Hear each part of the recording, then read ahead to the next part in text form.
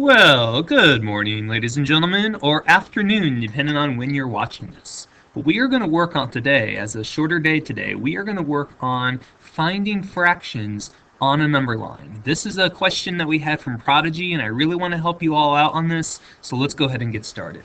The directions at the top here tell us to write the fraction or mixed number represented by the letters on the number lines. So let's get started here. Let's look at number 1. Notice here we have our number line, and first up I want you to notice where the number line goes from. It starts at 0 and it ends at 1. So that's going to give us a clue. That means that we're going to be from 0 to 1. Here's our next clue. We want to see how many pieces is it divided into. Here we have 1, 2, 3, 4. You might be wondering, why did I not count this one? Well, because this one starts on the number 0. So here I have 1, 2, 3, 4. That can tell us something. That means that this is broken into 1/4, our unit fraction being 1/4. So that means our second one is going to be 2/4.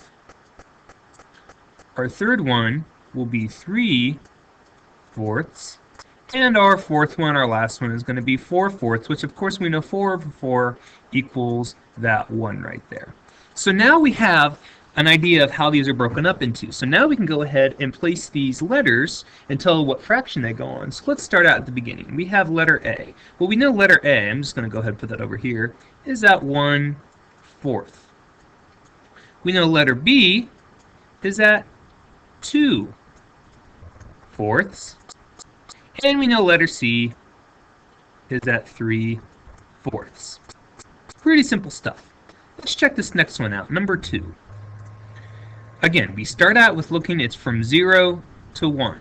And just like before, we're going to count and see how many we have. We have 1, 2, 3, 4, 5 this time. So that means it's going to be divided into fifths. 1, 2, 3, 4, 5, and of course it's 1/5, 2/5, 3/5, 4/5, 5/5, and then we can go ahead and say, okay, letter D is at 2/5, letter E is at 3/5, letter F is at 4/5. Pretty simple stuff.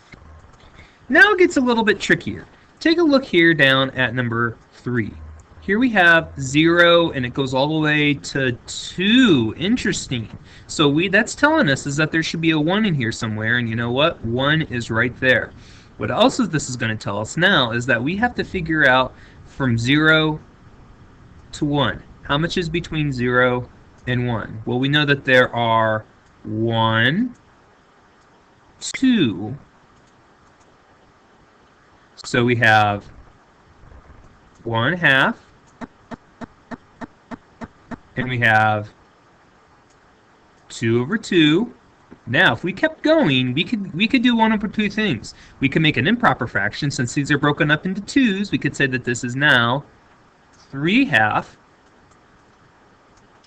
And this is 4/2. Or you could make mixed numbers with this being 1, 1 and 1/2, and then 2. Alright, so now we can go ahead and figure out what letter G is going to be. So here we have letter G. We know that the fraction for letter G is going to be 1/2.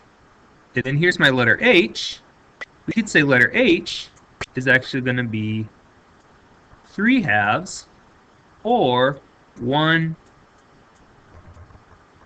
and 1/2. All right, let's try one more, number 4. Here we have 0 to 2, and that tells us again that we need to look at that number 1 there. And that means we're going to go from 0 to 1 to find our fraction out. So let's see how many we have in between here. We have 1, 2, 3, 4, right in between there. Between 0 and 1, there is 4 right there. So now that tells us that this is going to be 4 pieces. So this is going to be 1/4, 2/4, 3/4, 4/4, and we can actually continue, ladies and gentlemen, by saying, okay, this is going to be 5/4, 6/4, 7/4, and finally 8/4. And with that information there, we can say letter I. Letter I was right back here. We know that that is 2/4.